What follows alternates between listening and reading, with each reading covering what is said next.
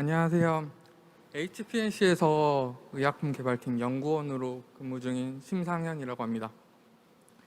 네, 사실 보면은 브랜딩 강의인데 의약품을 개발하는 연구원이 한다고 하면은 다들 약간 신뢰감이 없지 않나요?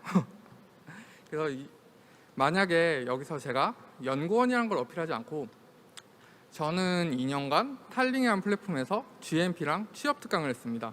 그리고 지금은 약달이라는 인스타 페이지를 운영하면서 인스타에서 제약, 취업 관련 인플루언서로 활동을 하고 있습니다. 그리고 마지막으로는 지금까지 3년간 여기 바이오 헬스 일자리 박람회와 올해는 충북에 있는 일자리 박람회에서 제약 파트를 멘토 활동을 하였습니다.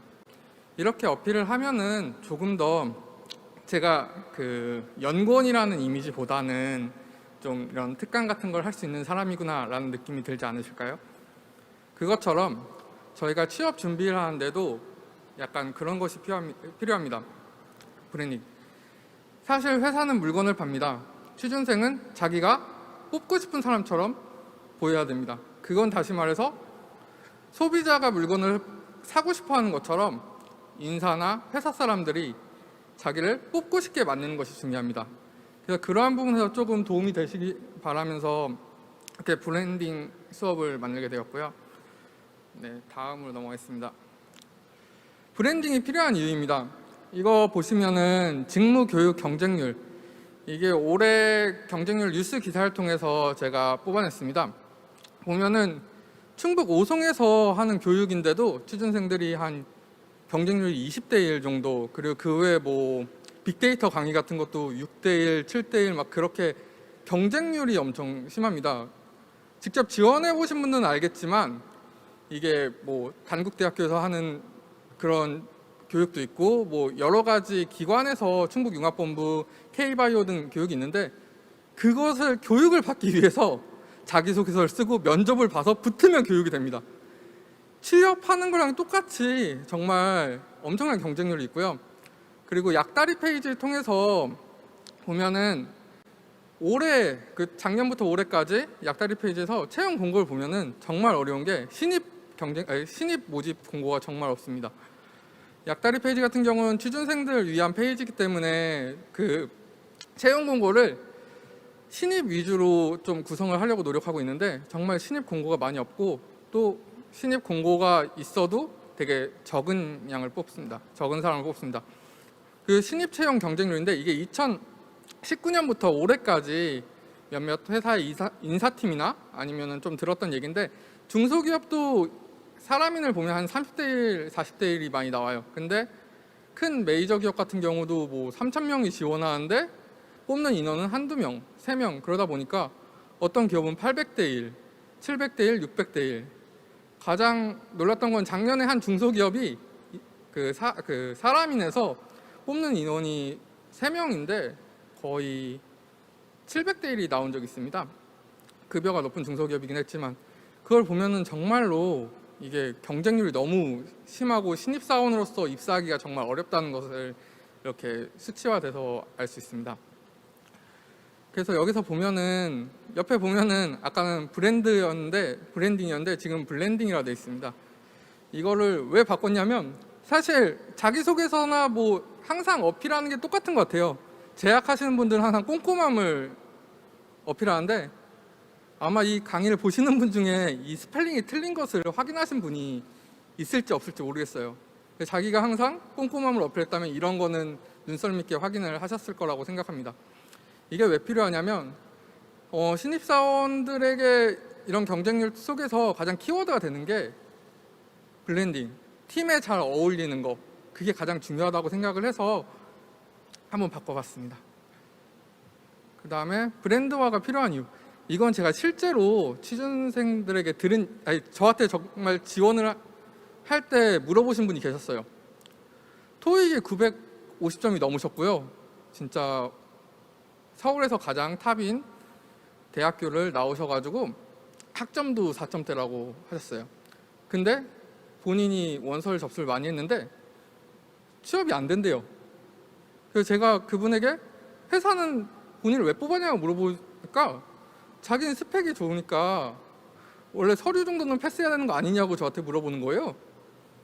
그러니까 이게 완전 이해관계가 좀 틀어진 거죠.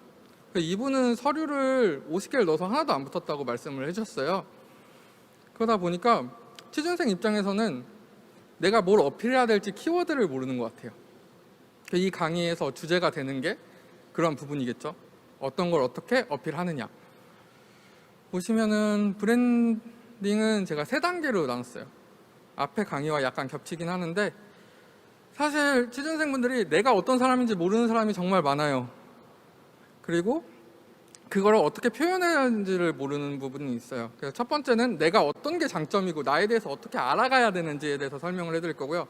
두 번째는 제약에서는 항상 자기소개서 쓰시고 뭐 말하고 여기 인사팀이랑 상담을 받다 보면 그런 얘기가 나와요. 저는 꼼꼼합니다라고 하면은 항상 믿지를 못하셔요.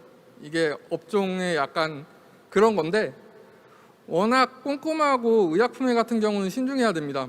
왜냐하면 내가 품질 관리나 약을 잘못 만들었을 때 이게 사람의 목숨과 관계가 있기 때문에 특히 오탈자 같은 거, 오타 있는 거 같은 것도 그로 인해서 의약품이 허가가 안 나올 수도 있고 여러 가지 문제점이 발생하기 때문에 사람들이 예민하고 꼼꼼하고 그 근거 자료를 꼭 중요시합니다. 이 행동을 하면 이 행동이 왜 해야 되는지 같은 것을 의약품은 다 업무상에 그런 걸 관리하는 게 습관이 돼 있어서 자기소개서를 보실 때도 그런 것 같아요. 내가 꼼꼼하다면 꼼꼼하다는 근거를 제시해야 돼요. 나는 서기를 했고 그때 꼼꼼하게 한 번도 실수 없이 잘했다. 이게 제가 설명한 나만의 브랜딩 있기라고 설명을 했는데 그것처럼 근거 자료를 해야 되고 그 다음 번역. 이게 좀 사실 이해가 안 가실 텐데 항상 사람들이 나는 이거 하고 저거 했다고 어필해요. 이런 경험도 했다 해요. 하지만 그 경험을 그거는 지원자가 한 거지 인사팀이나 나이 드신 팀장님들이 한 게 아니에요. 그렇기 때문에 이해를 할 수가 없어요. 다시 말해서 뭐 학생회를 했다고 하시면은 요즘 동아리가 어떻게 돌아가는지 연합 동아리가 뭔지도 모르시는 분들 많고 특히 요즘 학교에서는 캡스톤 디자인이라는 것을 많이 하는데 그게 뭔지 현직자분들은 아예 몰라요. 한 20년 전에 대학교 다니셨을 때는 그런 게 아예 없었어요. 뭐 복수 전공, 부전공 같은 것도 팀장님들이 없었단 말이에요. 그렇기 때문에 그러한 부분에서 좀 구체적으로 설명을 해줘야 돼요. 내가 아닌 다른 사람, 3자, 이 경험을 안 한 사람들이 봐도 이해할 정도로 설명해 주는 게 번역이에요. 그래서 다음으로 넘어가면은 일단 우린 신입사원으로 지원을 하는 거잖아요. 그러면은 HR, 인사 쪽이나 아니면 현직 팀장님들은 어떤 게 궁금할지를 보면은 사실 직무적인 역량도 중요하긴 한데 직무적인 역량이 있는 사람을 뽑을 거면은 차라리 연봉을 좀 더 줘도 경력자를 뽑겠죠. 3년 정도 일한 사람, 5년 정도 일한 사람. 그 사람들은 안 가르쳐도 업무에 대해서 알 거 아니에요. 그렇기 때문에 신입사원에서 핵심은 인성이나 처음에 그 사람이 어떤 사람인지를 좀 가장 중요하게 보는 것 같아요. 그러다 보니까 본인의 장점이 어떤 게 있는지를 잘 모르시는 것 같아요. 사실 토익 900점, 950점, 뭐 학점 4.4가 나왔다고 해서 얘가 이 일을 열심히 하겠구나, 뭐 주어진 일에 열심히 하겠구나 하는 평가할 수 있어요. 하지만 얘가 일을 잘하거나 아니면 얘랑 같이 일할 때 행복하거나 그건 알 수가 없어요. 그래서 어필할 때 나는 뭐 의견 조율을 잘해서 팀 프로젝트 할 때 이렇게 같이 한다. 그러면 회사 같이 다닐 때 팀장님이랑 팀장님이랑 부서원들끼리 싸울 때 그 중간에서 의견 조율을 할 수 있겠죠. 사실 보면 싸우는 거 보면 같은 말 가지고 서로 맞다고 대화를 하는 경우도 있고 한데 그런 걸 조율할 수 있는 사람이다.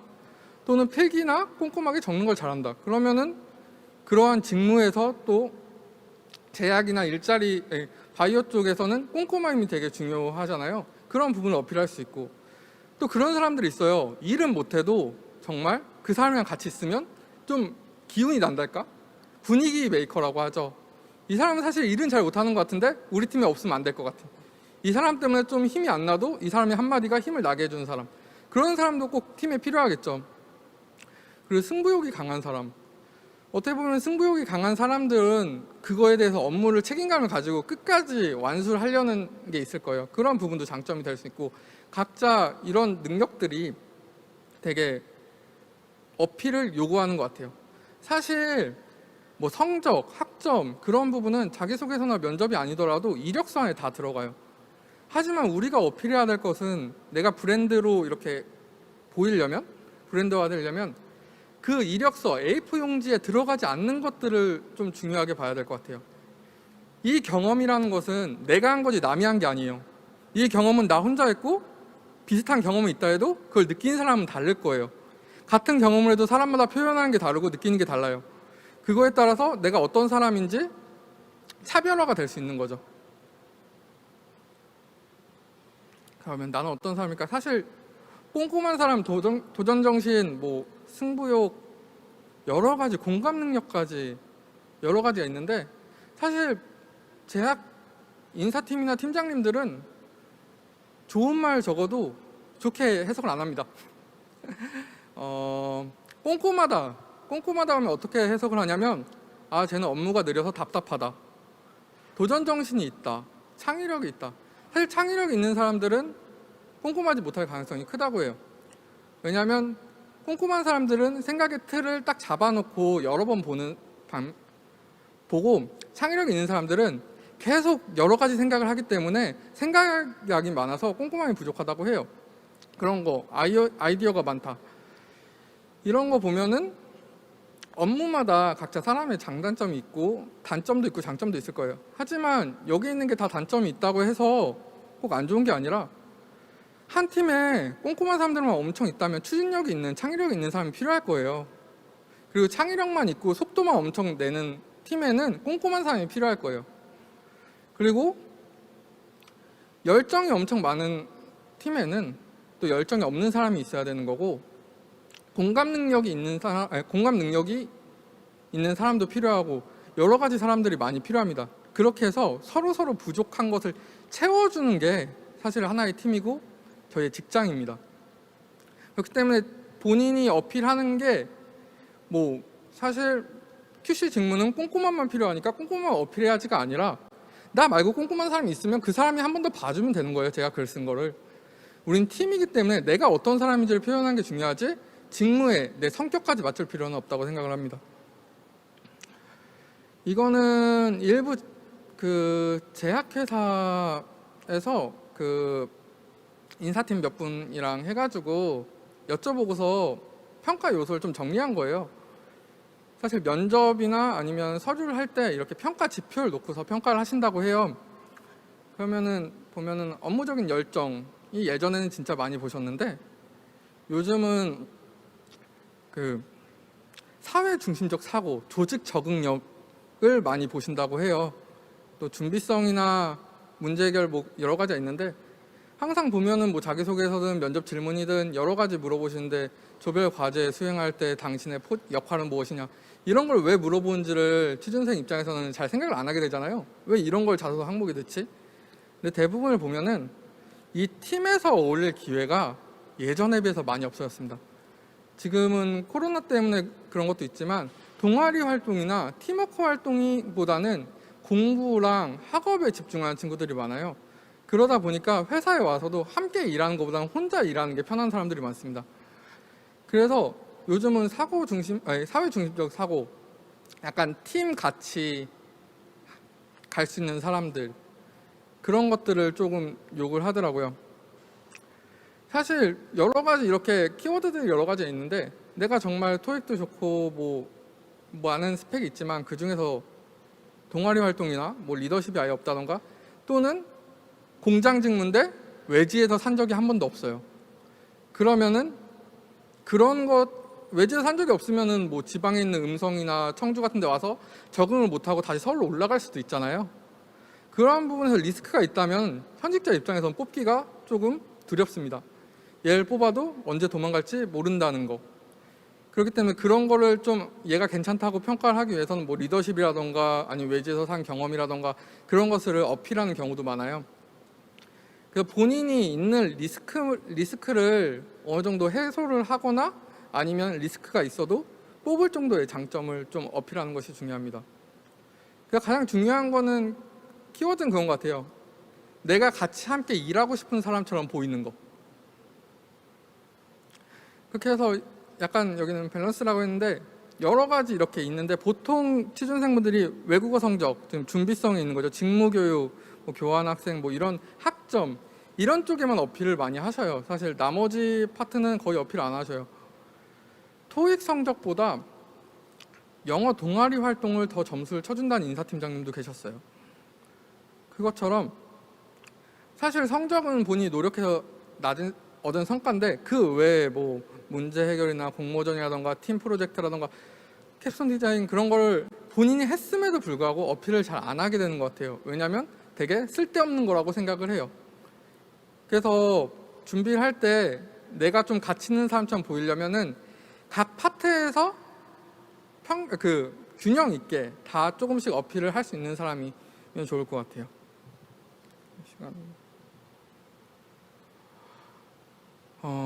사실 항상 그 취준생들 보면은 이런 말을 가장 많이 한다 하더라고요. 뭐 특히 공장 직무 같은 경우는 저는 외국어를 잘해서 토익이 900점이 넘어서 실사에 도움이 되겠습니다. 그래서 실사라는 것은 제약회사 용어인데요. 실태조사의 약자입니다. 다시 말해서 외국 기관, 뭐 식약처라던가 아니면 외국에 있는 FDA, 미국의 식약처거든요. 거기서 직접 와가지고 우리의 제조소가 품질이 어떤지 평가를 해주는 곳입니다. 그런 곳에서 실사를 도움이 되겠다, 내가 실사를 잘할 수 있다고 어필합니다.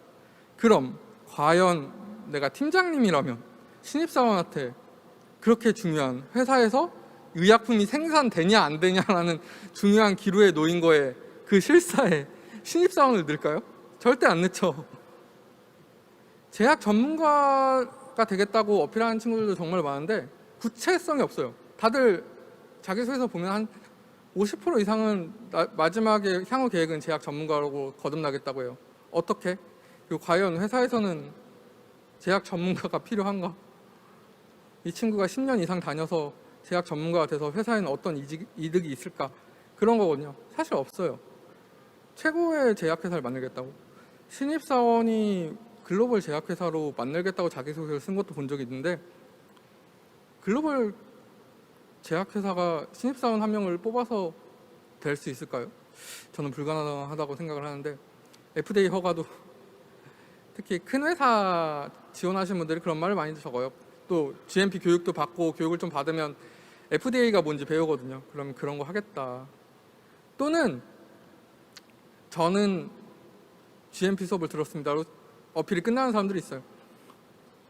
그럼 교육을 들은 건 들은 거고, 현직자들은 자기소개서든 뭐 면접이든 아니면은 이렇게 대화를 할 때 감흥이 없어요. 교육을 들었다의 끝이에요. 그 이상 추가적으로 얘가 교육을 들었으니까 이 일을 시켜도 잘하겠구나, 이 일을 해도 잘하겠구나, 그렇게 생각을 하진 않아요. 그냥 거기서 끝이에요. 왜냐하면 지원하는 사람들이 아까 경쟁률에서 뭐 800대 1도 있었잖아요. 거기서 내가 뭘 할 수 있겠다라고 어필하는 사람들도 있는데 굳이 저렇게 이야기가 끝나면 더 이상 어필이 중요하지 않죠. 그리고 저는 매우 꼼꼼합니다. 이게 저기 서울에 있는 한 RA 면접이었는데, 거기에 면접자들이 전부 다 들어올 때마다 1분 자기소개서 자기가 꼼꼼하다고 어필을 했대요. 물론 RA 직무니까 꼼꼼한 건 당연히 중요한 건데, 그러한 부분에서 꼼꼼하다고 어필하는데 그게 감흥이 없는 거죠. 근거도 없고, 그냥 그 사람이 정말 꼼꼼하다는 근거가 중요한 건데 없고, 과연 그게 어떤 문제점이 있는지에 대해서 좀 구체적으로 설명을 해줬는데 그런 부분이 많이 부족했던 거죠. 시험 기계를 잘 다룬다고 사실 들어오면은 새로 배워야 되는 것도 있지만, QC나 실험 기기를 준비하는 분들이 가장 문제점이 그 직무에서 어떤 기기를 쓰는지 몰라요. 그냥 일단 어필을 해요. 그러면은 평가자들, 그래서 QC 팀장님들은 그런 걸 보고 얘 기기 썼구나, 근데 QC가 뭐 하는지는 잘 모르네 라고 생각하고 말했습니다. QC의 종류도 정말 세분화되어 있고, 그런 부분에 직무 이해가 없으니까 어필을 할 수가 없어요. 실험실 경험도 좋은 경험인데 그에서 뽑아야 되는 이유를 설명을 못 해주는 거죠. 그러다 보니까 면접관이나 아니면 심사자 입장에서는 관심이 없어요, 정말로.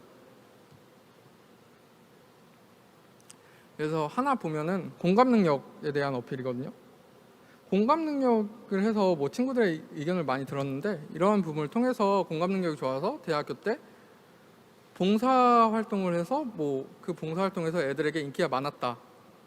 거기까지가 아까 블렌딩이었죠. 블렌딩. 그 다음에 맨 마지막에 번역으로 나왔는데, 잠시만요. 업무에 대해서 각자의 의견을 공감하고 의견을 조율할 수 있습니다. 나는 공감 능력을 통해서 사람들의 의견을 좀 정리하고 조율할 수 있다는 걸 어필했어요. 왜냐하면 각각의 의견에 대해서 무슨 말을 하는지 이해하고 그거에 대해 설명할 수 있어서 나는 일을 할 때 이렇게 좀 편한 사람이다. 아니면 그런 업무들을 팀의 소통을 도와줄 수 있는 사람이다 라는 거거든요. 보통 사람들이 번역 아래까지만, 저는 뭐 근거 자료죠. 선생님으로 뭐 인기가 많았습니다 해서 끝나는 거예요. 사실 이 공감 능력은 양면의 칼날이라고 하는데, 예를 들어서 이걸 나쁘게 본다고 하면은 얘가 공감 능력이 있어서 퇴사하려는 친구한테 공감을 해줘요. 와, 너 정말 힘들겠구나. 우리 회사가 힘들지. 그래, 너 이직한다니까. 그래, 좀 좋은 거 갔으면 좋겠다. 막 그러면서 우리 회사는 정말 힘드니까, 그런 식으로 말하는 친구가 있다면 그 옆에 있는 동료는 바로 이직을 하겠죠. 근데 만약에 공감 능력이 있고 애사심도 있다면, 많이 힘들지만 여기서 좀 더 다니면은 우리에게도 좋은 일이 있지 않을까. 그리고 우리가 뭐 5년 돼서 대리가 되었을 때 이런 문화를 없애면 좋지 않을까. 그런 식으로 공감을 해주면서 든든한 친구가 있다면은 주변 사람들이 근속을 오래 하겠죠. 그러한 부분까지도 평가를 하게 됩니다. 그래서 본인이 무조건 장점을 본인이 설명을 해줘야 돼요. 내가 직접 일을 해보니까 이러한 부분이 나의 장점이었고, 그러한 부분이 회사에서 업무에서는 이렇게 도움이 되겠다. 그런 것까지 어필해 주시는 것이 좋습니다. 아까도 말씀드렸지만 이러한 경험들을, 사실 이건 예시라서 되게 간단하게 설명을 해드렸고요. 사실 구체적으로 3자가 이해할 정도로 설명을 해주셔야 되고요. 회사에서는 날 뽑으면 어떤 장점이 있는지 어필해 주시는 게 좋습니다. 그리고 신입사원의 키워드는 항상 말씀드렸지만 인성. 경력자들은 경력을 어필하지만 신입사원은 경력이 없잖아요. 내가 괜찮은 사람이다. 나랑 같이 일을 하면 행복하고 회사에서 능률도 좋을 것이다. 그런 걸 어필하게 되는 거죠. 예를 들어서 블렌딩을 만약에 한다면, 브랜딩을 한다면 그에 대한 예시를 제가 하나 들어봤어요. 사실 아까 타겟이라는 것도 있었고 여러 가지가 있었는데, 내가 QC라는 직무는, QC는 품질 관리를 해서 실험을 통해서 그 의약품이 품질이 유지되는가를 평가하는 그러한 직무예요. 근데 내가 QC에 대해서 자세히 안다면은 어떤 걸 어필할 수 있냐면, 재판사가 QC를 한다고 하면은 서류에서 바로 거르겠죠. 이 사람은 제약에 대한 그게 없을 거라고 생각을 하니까. 하지만 이 사람이 어필할 때, 나는 QC에서는 실험을 일정하게 하는 게 중요한데 내가 제빵할 때 일정하게 설탕량을 조절해가지고 만났던 경험이 있다. 그래서 미세한 손 조절이 가능해서 항상 같은 조건에서 실험이 가능하다. 그래서 누구보다 전처리 작업은 QC가 기기를 다루기 전에 먼저 실험을 하기 위한 기초라고 보시면 돼요. 처음에 전처리를 하고 그 다음 기계에 넣게 되거든요. 그러한 부분에서 난 기존에 있었던 뭐 사람들보다 더 세밀하게 잘할 수 있다라고 어필을 한다고 하면은 이 사람도 뽑힐 가능성이 있겠죠. QC로서의 능력이 있고 그 여러 가지 능력이 있으면 이 사람이 뽑을 수가 있는데, 이러한 부분도 이 사람이 직접 어필을 하는 거잖아요. 그것처럼 우리가 브랜딩을 할 때는 그 직무에 대한 이해나 면접관이나 업종에 대한 이해가 되게 중요합니다. 그래서 여기 지피지기 100점 100승이라 했는데, 일단 면접관들이 어떤 사람들을 뽑고 싶어 하는지, 그리고 그 직무는 어떤 일인지, 그리고 내가 생각하는 게 정말 그 일이 맞는지를 생각해야 됩니다. 예를 들어서 생명공학과 분들이 이화 QC를 많이 드셔요. 근데 본인은 기기를 다룬 게 뭐 엘라이저라던가 바이오 분석 기기밖에 없어요. 그런데 이화 QC를 하면은, 사실 이화 QC는 특히 제품 QC 같은 경우는 HPLC나 UV 같은 기기밖에 안 써요. 뭐 GC라던가 그 라만이라던가 그 IR 같은 기기는 안 쓰거든요. 이유가 뭐냐면 그러한 기기는 한 가지 성분을 분석하는 기기인데 의약품 같은 경우는 의약품 안에 첨가제도 들어가 있고 여러 가지 복합제로 우리가 먹을 수 있게 만들었기 때문에 그 성분만 분석을 하기 어려워요. 그러다 보니까 HPLC를 가장 많이 쓰는데 본인이 거기서 기기를 어떻게 쓰는지를 모르잖아요. 근데 이러한 부분을 취준생이 어떻게 알아? 라고 생각하는 취준생분들이 많아요. 근데 구글에 검색을 하면은 그리고 식약처 홈페이지에 가서 대한약전 같은 걸 보면은 실험 기기나 실험 방법들이 나와 있어요. GMP 교육을 들으신 분들은 대한약전을 검색하는 방법도 아실 거고 사실 대한약전이라고 구글링이나 네이버에 검색만 해도 나와요. 그러면 그렇게 준비를 해가지고 그 기준에 맞춰서 나를 브랜딩한 사람이랑 일반적으로 나는 이렇게 GMP 교육을 들었다 해서 끝나서 GMP 교육을 들어보니까 이랬더라 끝난 사람이랑 자기소개서 비교가 좀 됩니다. 직접 본인이 찾아본 사람들은 내가 어느 부분까지 가능하고 나의 경험에서 이러한 부분까지 어필할 수 있다는 걸 어필할 수 있어요. 그래서 이게 좀 과장해서 제빵사가 품질 관리 직무를 간다고 이렇게 어필을 했었는데 그것처럼 어떠한 본인이 안 좋은 조건이라도 브랜딩만 잘한다면 갈 수 있어요. 한 예로 제가 취준을 좀 도와드린 분이 있었는데 그분은 신소재공학과였어요. 제약이랑 완전 상관이 없죠. 그리고 그분이 음성으로 면접을 갔는데 음성에서도 도심 쪽이 아니라 시골이었어요. 논밭밖에 없더래요. 터미널에서 한 40분, 30분 정도 차를 타고 가면 공장이 있었는데 거기에 품질 보증 직무로 가셨습니다. 근데 그분은 뭐 아무것도 없고 그때 어필은 뭘 했었냐면 본인이 숨겼던 스펙이 있었어요. 그게 컴퓨터 쪽이었어요. 원래 소프트웨어 학과에 있다가 편입을 해서 신소재 공학과를 가신 건데 소프트웨어에 있는 시스템 같은 것을 어필을 해가지고 제약에서는 이러한 프로그램 때문에 품질 관리할 때 소프트웨어를 이해하는 사람이 중요하다. 근데 나는 이러한 부분을 할 수가 있다. 왜냐하면 나는 소프트웨어도 했었고 GMP 교육도 들었었고 이러한 부분을 어필해가지고 가신 분이 있어요. 그분은 직무에 대한 이해가 정확하셨고요. 두 번째로는 누가 봐도 같이 일하고 싶은 사람이에요. 면접관들도 그러더라고요. 저 사람 보니까 그냥 빵 터졌다고. 사실 서울에만 살던 분이고 지방을 잘 안 내려가셨던 분인데 면접관이 물어보셨대요. 왜 여기는 아무것도 없는데 음성까지 와서 이렇게 일을 하려고 하냐라고 물어봤는데 그분이 첫 마디가 자기가 그 대소터미널을 왔는데 거기에 파리바게트가 있었다고. 자기가 빵을 너무 좋아하는데 여기가 회사 근처에 파리바게트가 있어서 너무 행복했다고 해맑게 웃었대요. 그러다 보니까 그 사람이랑 같이 일하면은 즐거울 거라고 생각을 해서 그분을 뽑았다고 하시더라고요. 그런 것처럼 이렇게 사람들이 그 함께 일하고 싶어하는 사람 그러한 사소한 부분에서도 이게 채용과 연관이 있습니다. 그분은 자기가 되게 기분 좋게 한다는 것을 브랜딩 하신 거죠. 그리고 이거는 몇몇 팀장님들께 물어보고 회사를 다니면서 좀 느낀 건데 요즘 가장 함께 일하고 싶은 사람들 탑을 뽑아봤습니다. 옛날에는 책임감 있는 사람이 되게 1순위였는데 요즘은 좀 다른 게 보고를 잘하는 사람. 이게 무슨 말인지 좀 이해가 안 되시는 분들이 많을 텐데 사실 요즘 평가 요소에 의사소통 능력을 많이 냈습니다. 특히 신입사원은 혼자 스스로 일하려는 사람들이 너무 많아요. 신입사원인데도 이 일은 내가 완벽하게 해야지, 내가 혼자 잘해야지라고 생각을 하는 사람들이 되게 많아요. 그러다 보니까 윗사람들에게 보고를 하는 게 뭔가 너무 사소한 것까지 보고를 하는 거라고 생각을 하게 되고 보고를 안 하는 사람들이 되게 많다고 해요. 이게 뭐가 문제냐면 신입사원이 혼자서 열정을 가지고 하는 건 좋은데 이 사람이 하고 있는 게 정확히 잘 된 건지 안 된 건지 알 수가 없잖아요. 자기는 이 일을 처음 하는 거고 또는 한 10번 이하로 해본 건데 이렇게 해도 되는지 안 되는지를 모르는데 본인이 칭찬을 받기 위해서 그냥 열심히 하는 거죠. 그리고 또 혼자 해야 본인이 발전이 있다고 생각하는 사람들이 많아졌더라고요. 그러다 보니까 보고를 잘 안 한대요. 안 알려준대요. 이메일로 보내는 것도 안 하고 그날 그 사람이 뭘 하는지도 팀장님이나 파트장님이 몰라요. 그러다 보니까 그러한 부분을 좀 보고에 대한 능력이 부족하다 보니까 이러한 부분에서 신입사원을 뽑는 게 조금 무섭다고 하시더라고요.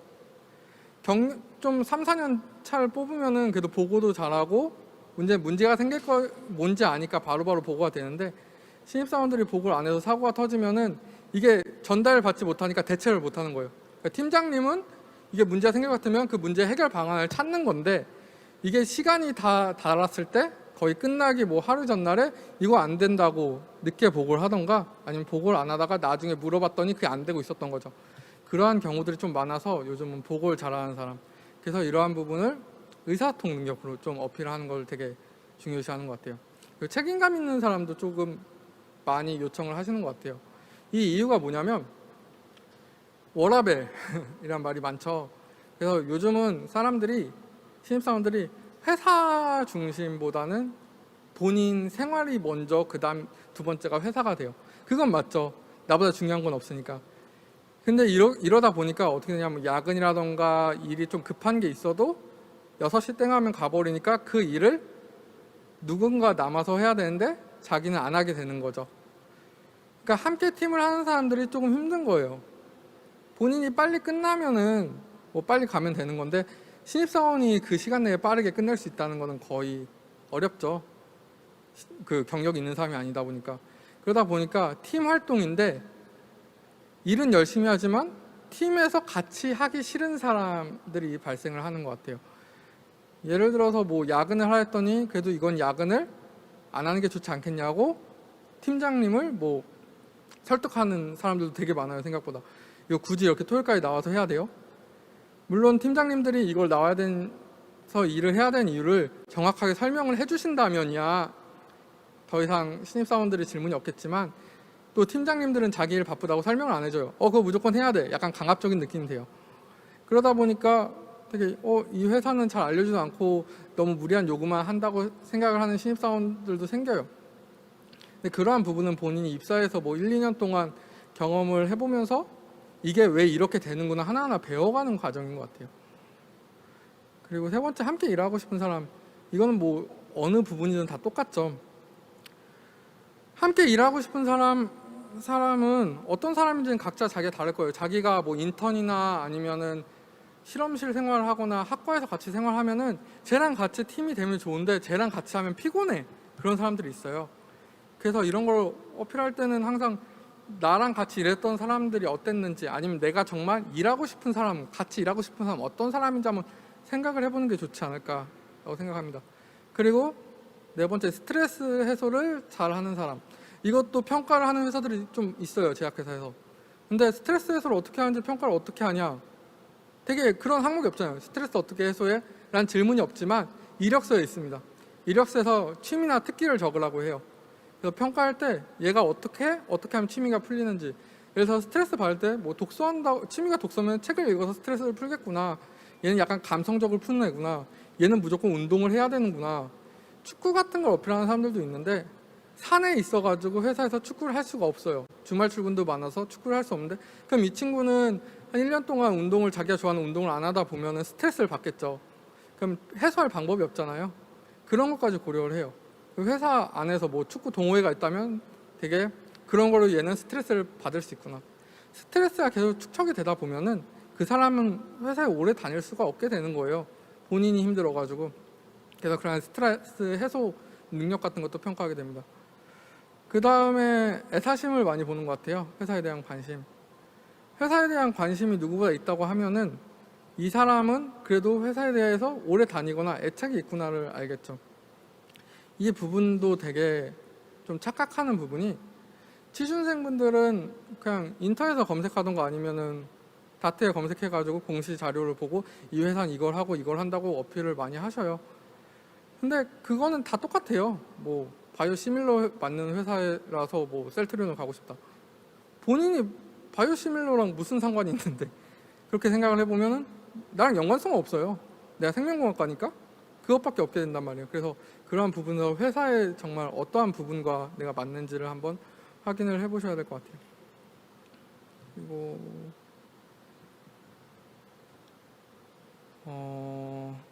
마지막으로 드리고 싶은 말은, 정말 아까 경쟁률 말씀드렸지만 경쟁률이 800대 1, 700대 1, 예전보다 경쟁력이 올라간 거는 취준이 4년차, 5년차 분들도 있고 매년 누적이 돼서 그런 것도 있어요. 바이오 헬스 일자리가 많이 늘어나고 많이 뽑는다고 하지만 지금은 성장하는 단계라서 경력직을 많이 뽑는 것도 현실입니다. 그리고 신입사원 모집은 조금씩 줄고 있고, 사실 2019년도만 해도 뭐 한종대, 한미종군당 대응이라고 취준생들은 다 아는 용어일 텐데, 거의 기업 뉴스 기사 보면 뭐 100명, 200명 대규모 채용이란 말이 다 붙었었어요. 근데 지금은 거의 없어요. 이제는 공채도 없어지고 다 수시로 소량 몇 명만 뽑는다고 해요. 그게 정말 어려워요. 내가 부족해서 취준이 안 되는 게 아닌데 뭐 원서를 100개, 200개 넣어도 안 붙으니까 사람들은 그렇게 생각해요. 내가 부족해서 취업을 안 된다. 그러다 보니까 자기소개서는 면접이나 어딜 가나 내가 남들보다 부족하지만이라고 글을 시작하는 분들이 되게 많아요. 근데 이거는 신입사원이기 때문에 신입사원은 절대로 부족하기 때문에 부족한 사람을 뽑아가지고 키우는 거예요. 근데 내가 나를 인정해주지 않으면은 어떠한 사람도 본인을 인정하지 않습니다. 다시 말해서 신뢰를 할 수 없습니다. 내가 이런 게 부족하다고 하다 보면은 같이 일하고 싶지가 않아요. 사실 회사에서는 대단한 사람, 능력 있는 사람을 뽑고 싶지 않습니다.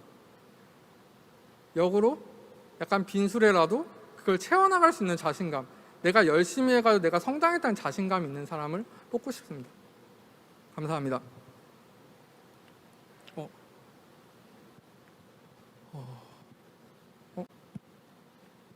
네, HPNC 심상현 주인님의 발표 함께 했습니다. 선배의 입장에서 여러분에게 다양한 조언들을 해주셨는데 질문이 하나 올라왔습니다. 좀 드려볼게요. 네. 안녕 요정님께서 그 기기 사용 경험 없이 구글링해서 얻은 정보를 내 것으로 만들 수 있는 팁이 좀 있을까요? 자, 인터넷 찾아보면 된다는 얘기를 하셨는데 네. 이걸 어떻게 하면 내 것으로 가져올 수 있을까요? 정말 좋은 질문이신 것 같은데, 사실 QC 같은 직무들 같은 경우는 들어가면은 기기를 처음부터 다시 배우게 됩니다.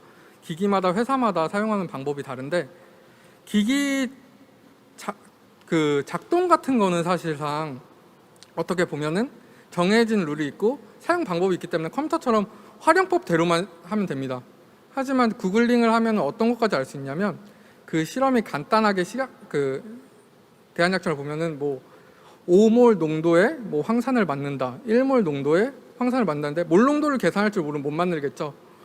그래서 이런 걸 녹일 때는 기기에 대한 능력보다는 전철이나 화학적 지식, 또 내가 이런 부분이 좀 부족한 뭐 생명공학과라면은 화학 분석 기사라던가 아니면 그렇게 본인이 직접 공부를 해서 그런 부분을 채워나가면 좋을 것 같습니다.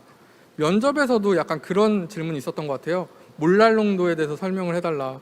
1몰랄 농도 아니면 황산 2노르말 농도, 당량수는 황산은 뭐 2다. 그러면은 1몰 농도는 몇 노르말 농도냐, 노르말 농도냐, 그런 질문들을 가끔 하시거든요. 근데 그러한 부분이 있어요. 노르말 농도로 실험을 하라, 1노르말 농도로 하라. 근데 그걸 모르면은 그때부터는 찾아야 되고, 찾다 보면은 또 시간이 오래 걸리잖아요, 실험을. 기기 같은 경우는 금방 적응을 하지만 기초적인 부분을 본인이 모르니까 그런 기초적인 부분을 공부한 다음에 어필하면 더 좋으실 것 같습니다. 네, 그러니까 기기 사용법도 찾아보지만 그와 관련해서 실험까지 좀 구체적으로 살펴볼 필요가 있겠다라는 얘기신 거죠? 네. 네, 현실적인 조언이 아니었나 싶습니다.